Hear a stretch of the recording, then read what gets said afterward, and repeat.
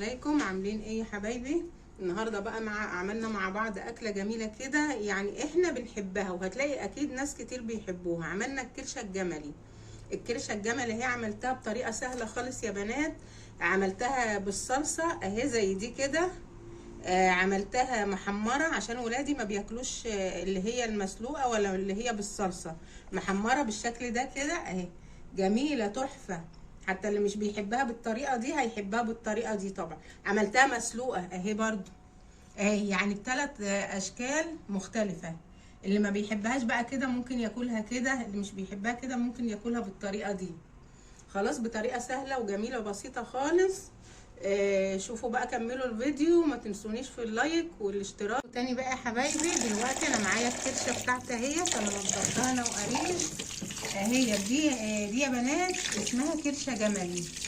كرشه جملي ما بتاخدش تنظيف ولا حاجه ولا وقت، تنظيفها سهل قوي قوي قوي. انا منضفاها معاكم قبل كده، بس عشان الفيديو ما يطولش بقى ايه، نضفناها وقطعناها كده وغسلناها، ده عليها ليمون وملح.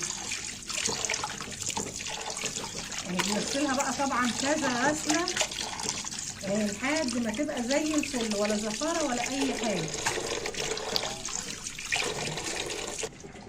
كده هنغسلها برضو كمان مره.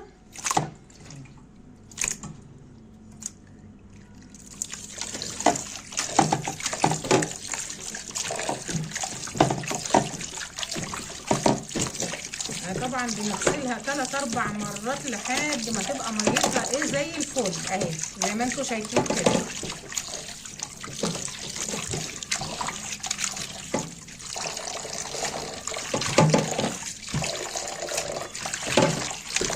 بقى الغسله يا بنات مره كمان وارجع لكم تاني.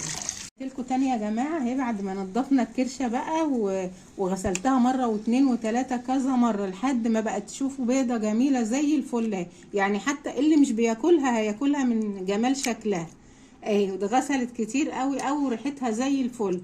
دلوقتي انا حطيت حله على النار اهي من غير ميه ولا اي حاجه. هبدا بقى احط الكرشه بتاعتي.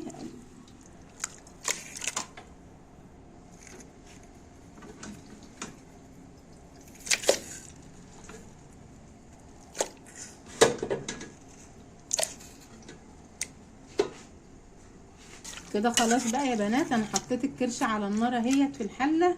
انا مش حاطولها توابل ولا اي حاجه دلوقتي خالص. ليه؟ لان هي هتنزل ميتها، وبعد ما هتنزل ميتها انا هرمي الميه.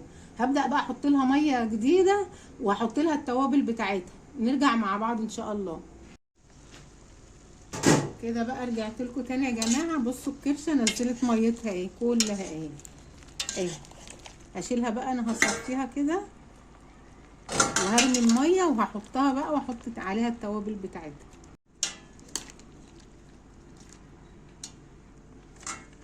بعد ما صفيت الكرشه انا هحطها في هنا تاني في القمع.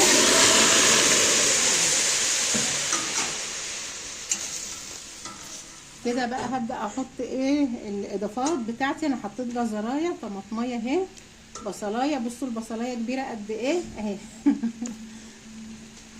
بصلايه كبيره جدا.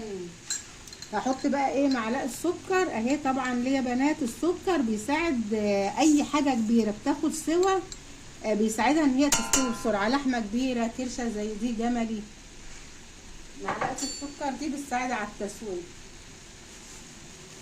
هحط شويه قرفه،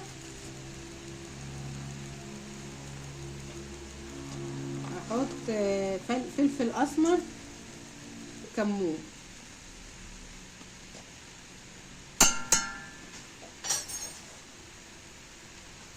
انا بقى طبعا مش هحط الملح دلوقتي، علشان قرب ما تيجي تدخل على السوا هحط لها الملح.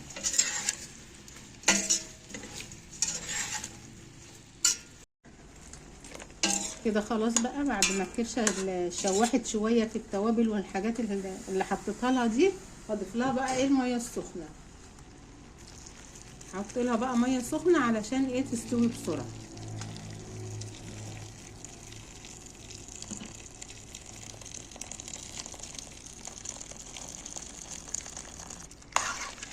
كده خلاص بقى يا بنات، هغطي عليها واسيبها بقى مع نفسها كده ايه لحد ما تستوي.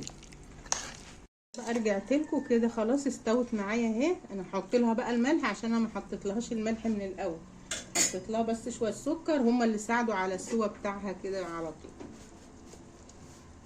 كده الملح انا حطيته كده خلاص. بقى انا هعمل بقى الصلصه بتاعتها. انا هضرب الطماطم دي والقرن الفلفل ده في الخلاط عشان انا هعمل جزء بصلصه وجزء محمر.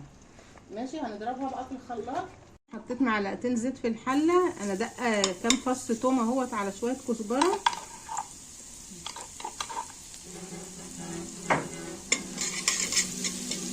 يصفروا بس كده. بقى اللي طماطم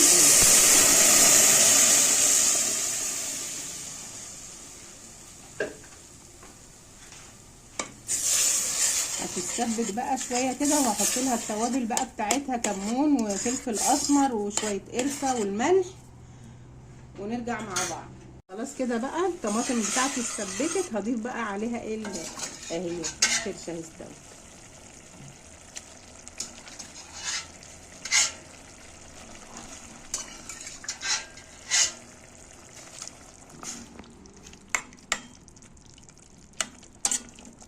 خلاص بقى كده انا هزودها بقى شويه ميه صغيرين يا حبايبي. لو عايزين تزودوها شوربه من شوربتها زودوها براحتكم بقى، بس انا هزودها شويه ميه صغيرين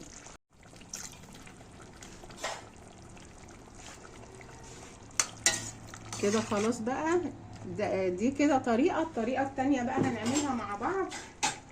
هنعمل الطريقه التانية كده. انا حطيت معلقه زيت بس في الطاسه، قطعت بقى الكرشه بتاعتي اهي برده قطع صغيره. ولادي بيحبوها محمره كده، ما بيحبوش التانية المصلصه دي. خلاص كده بقى حمرنا اهي، حمرناها في قلب معلقه الزيت. هضيف لها بقى الاضافات دي. قرن فلفل اهو مقطع قطع صغيره، وبصلايه صغيره قوي قوي قوي، وفصين 2 توم متقطعين برضو، متقطعين بالسكينه كده.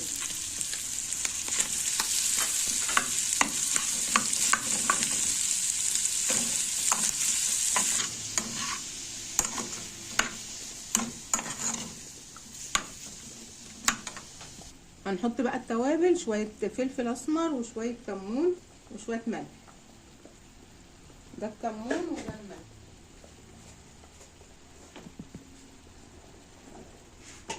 استبكت اهي مع التسبيكه بتاعتها الطماطم كده. هطفي عليها بقى.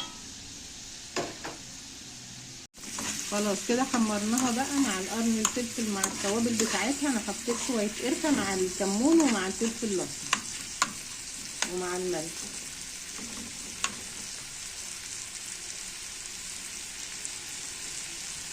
ضفنا لها بقى شويه خضره كده ايه مقطعينها. من شكلها تحفه ما شاء الله.